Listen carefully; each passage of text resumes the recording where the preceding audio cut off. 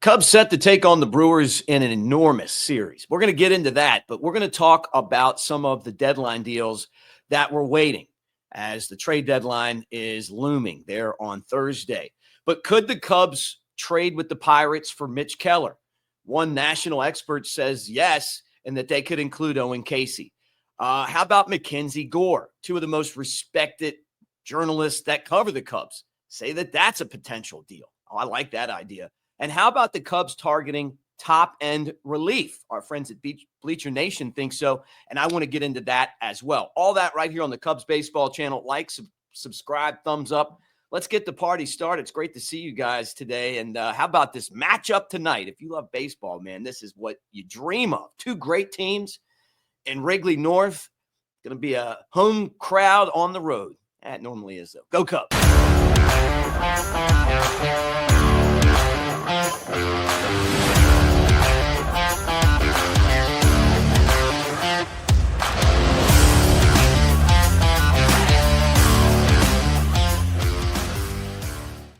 What do you say, everybody? Mick Gillespie at Broadcaster Mick on the socials. And it is awesome to see you guys today and talk about this Cubs team and some of the stuff that's going on. Cubs and Brewers tonight. It's going to be a great matchup. We're going to talk about the maybe one of the marquee pitching matchups in baseball this season. We'll get into that later on in the show. But let's start right here. Bob Nightengale had dinner with him before. He was good friends with the late, great Gary Hughes, who's in our Open, one of the greatest scouts of all time. And I think when Bob writes something that it's worth talking about. USA Today, I think he's one of the best in the business. And he's basically saying that the Cubs want a starter really badly, and that Mitch Keller of the Pirates is on their target list, and that they would trade Owen Caissie to the Pirates to make the deal work. Wow. Okay. I think from our standpoint, we wonder, I know Keller is a former All-Star, but I think that we feel like Keller is a middle-of-the-road guy. No one's shaking in their boots if Mitch Keller is going to face you in a matchup, right? I mean, I don't think that that's, to me, a guy that you're that worried about. Could he potentially be somebody? Yeah. I mean, maybe he comes in and he's a lot better in big games because he's not pitching any right now with the Pirates. But if you're going to win the World Series, you got to have top end guys that you match up at the end when it goes from a marathon to a sprint that you feel really good about. And to me, I just don't feel like Keller's one of those guys. I think Keller could give you a lot of innings and he could help you get there, but maybe the Cubs see it differently. The other thing, too, is if you're going to trade Owen Caissie, you trade him to a team in your division, you're going to have to face him a lot. So don't fall behind, because when you fall behind him, their damage is going to happen. I mean, he's a strikeout guy, but that's trying to get ahead of him. So this deal would concern me a little bit, and it just doesn't feel like the type of deal that leads you to a World Series, right? All right, The Athletic put this out, and I think these guys are both awesome with The Athletic. They're great, but they mentioned McKenzie Gore as a possibility. Now, I love the idea of McKenzie Gore coming to Chicago. I mean, he's under control. He's coming into his own. Ignore the 4-10 record. Just look at the 3.42 ERA. This is a guy that you put at the top of the rotation. I mean, think about sliding him in there with Shota and Matthew Boyd, and then eventually Justin Steele. I like this. Now, I don't know that the Nationals are going to make this deal. Now, remember, they fired Davey Martinez, the former Cub and obviously World Series bench coach. For us, he won a World Series, and their GM. And so you got interim people there now. Are they going to be able to make the call on that? That to me is the question, right? The interim general manager is Mike DiBartolo. Is he going to be able to go out there and make a move to trade a pitcher that could potentially be a top of the rotation arm through 27? The Cubs would have to give up a lot to get him, and some of it could just be what their long-term game plan is. The Nationals might look at their roster and go, you know what, we're not going to contend for a couple years. Maybe we go a little bit younger and we start to try to build for 2 or 3 years from now. And then that would make sense, right? But if the Cubs could get MacKenzie Gore, I think you go all in on that. And that is the type of talent that it takes to win a World Series. And let me remind you guys of this. Jed Hoyer was the assistant to Theo Epstein. And Theo Epstein is arguably the greatest GM of all time. I mean, he broke 2 curses twice, the Bambino and then a 108-year drought that the Cubs had. I don't even know if I call it the curse of the GOAT. I don't know. But just whatever he did. One of the things that made him so successful was he would target super elite talent and go get it. And that's what the Cubs need to do here, right? And you can see some of what Jed Hoyer has done. I mean, you go and you make the deal with the Astros for Tucker. Look in 2016, going and getting Aroldis Chapman. You don't win the World Series without him. But when John Lester was a free agent, going all in and getting him, doing whatever it took to bring in those guys, because the more talent that you have, the better chance you have of winning. And the Cubs are going to be going up against a team that's going to out-talent them in the Dodgers. So to beat the Dodgers, you're going to have guys like MacKenzie Gore that can go in there and hold their own against LA. And you need more than one. So this, to me, would kind of ride along those lines if the Nationals were really serious about making a deal there. And I still think that the Cubs and the Diamondbacks are going to make a deal. I don't know if it's going to be for Suarez, although I will say this, it's been really fun watching Matt Shaw just deliver under all this enormous pressure. The guy's going out there and playing his best baseball, knowing that the Cubs are trying to get somebody to replace him, even if it's just for this season. Now, I don't think that at the end of the day, Shaw's going back to the minor leagues if a deal's made. And I think that there is a lot of smoke telling us that it is going to be made. I still believe the Cubs are going to get Suarez.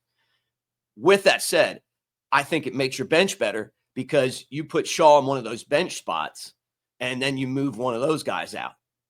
And it also gives you somebody that can bring some punch off the bench. I mean, this kid's showing that he can hit for power. I mean, he's hitting home runs like every game now. So I got a lot of respect for Matt Shaw.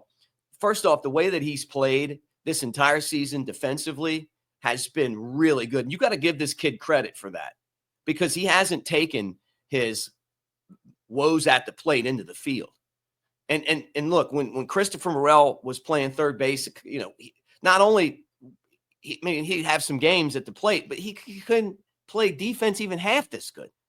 Shaw, when they put the birdies or the Bruhans at third base, they're good, but not Bruhan, but like Shaw's been so consistent over there. Give the guy a ton of credit for what he's been able to do. But I still think he's going to end up making your bench better when the Cubs make a deal. And then could the Cubs work out a deal to get Merrill Kelly or Zach Gallen? Yes. And the Diamondbacks are trading. They're trying to hold back on making, I think, making deals to basically say, hey, we're all in on trading. Because I think that's part of the negotiation strategy, trying to get more. But I heard firsthand, they like Ballesteros. They like Jackson Wiggins. They had scouts there watching Jackson Wiggins pitch the last time before Cubs put him on ice. The Cubs have, or the Diamondbacks have a bunch of former Cubs that work for them that are good, that are really good scouts and have great relationships. So the relationships are there. And this trade partner makes sense. I've said this before.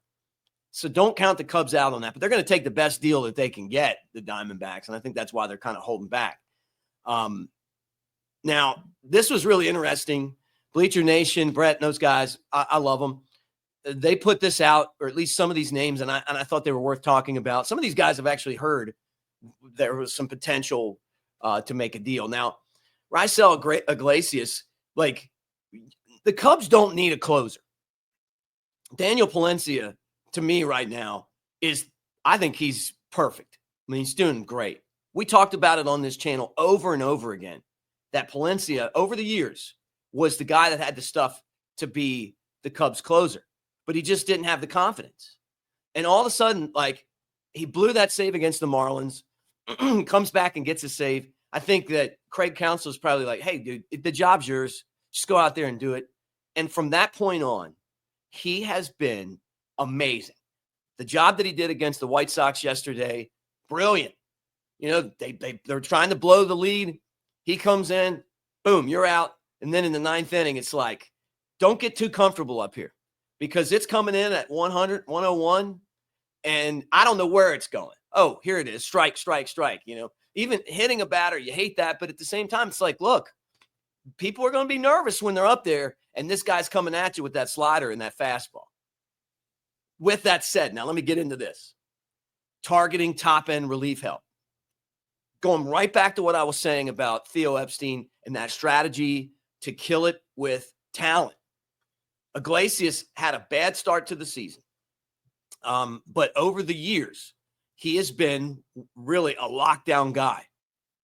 He's 35, so he's getting up there in age. But you look over the last 5 seasons, and the guy's got an earned run average under 2.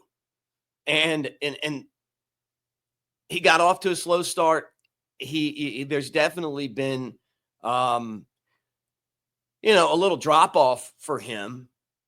But I mean, look, he's still striking out 27% of the batters, and you don't need him to close. I mean, he could, but you just need him. Like let's get to the 8th inning and the game's over. Maybe you get to the 7th with some of these other guys that have done really well, and the game's over. Use that Kansas City Royals model that won them the World Series in 2015, right? Where you just put such a bullpen together that it's like, look, I don't need the starters to do but this, and this. And by the way, Ben Brown, a great job in the start. Finally, we get something out of that 5th starter spot. Brown he looked pissed last game when he didn't do well. He looked pissed this game when he did great. Like, you can tell that he just doesn't want to go back to the minor leagues, and he's ready to be somebody. Maybe he can follow Palencia. But with that said, Iglesias, somebody that you would love to get. Maybe the fact that the Braves aren't having a great season. It's a step back season, and it looks like he's slipping a little bit.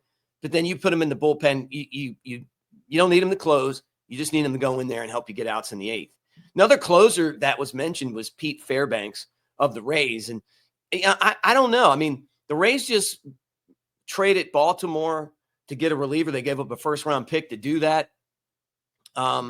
Is this a guy that could come in and help you? Yeah, look, he's a closer, 31 years old, club option for next year. His strikeout rate is gone from about 30 to 20. And that's why I'm sure the Rays are probably like, look, he's still getting outs, but there's potential for a drop-off, right? To me, I look at this and I go, hey, another one of these guys where you throw him in, get me through the 8th. Team up with Presley, whatever we need to do to get to Palencia. Or, hey, Palencia's pitched a couple days. We're going to give him the day off. You go out there at Fairbanks and you get the job done. I like the fact that these guys have a bunch of success under their belt. Now, this is a guy I think would be great. Jhoan Duran of the Twins. Would they really give this guy up? Yeah. I mean, the Twins you're looking at them again, kind of like the Rays. They're an organization that has to make trades. They get rid of players a year too early instead of a year too late to get more value. Then they put those young players in the minor leagues and let them come up, and then they're in the big leagues. And you're like, where'd this guy come from? Oh, he was in the trade whenever. They have to do that to be successful. So Duran could be one of those guys. But, I mean, can you imagine having to face him and his 100 miles an hour and Palencia and his 100 miles an hour at the end of the game? I love the idea. And I feel like the Twins are another one of those perfect teams to match up with in a deal, right? You never play them. Trade some of your guys. It's a lot easier to trade star players to the American League when you don't see those teams all the time than when you're trading to the Pirates and you got to face them. All right, look, huge game tonight. I don't know when you're watching the show, but if you love the game of baseball, this game is what it's all about. Cubs going to Milwaukee, normally a home away from home. Matthew Boyd, Jacob Misiorowski, that the all-star throws like 102. Boyd, slice and dice. You better be ready to go because he's just been kind of like Cy Young type stuff this year. It's going to be in Milwaukee. Both teams are tied for first. I think the Brewers are like playing for respect, and the Cubs just kind of want to get the gnat off of their back, right? 62-43, both of these teams. And how about the run differential? Cubs 116, Brewers 92. That is really phenomenal. The poor Reds are 6 games over 500, and they're 6.5 games back, and no one's talking about them. And then our friends in St. Louis, game over 500, ready to trade your whole team away and rebuild. Anyway, listen. Get in the comment section. Tell me what you guys think. If something breaks, I'm going to jump on here live, and we'll do it as soon as I can get to it. Got a bunch of other stuff going on, but no matter where I'm at, I'm going to try to get on here immediately when the Cubs make a deal so that we can break it down together. But thanks. Like, subscribe, thumbs up. Always appreciate you guys. And listen, we're trying to get to 10,000 subscribers before the season ends. You guys have made this show part of your Cubs daily routine. I appreciate that so much. Please keep sharing. Tell your friends about it. Share. Make sure you're a subscriber. But thank you from the bottom of my heart. I really mean it. It's been so great to cover the Cubs with you guys on a daily basis. Go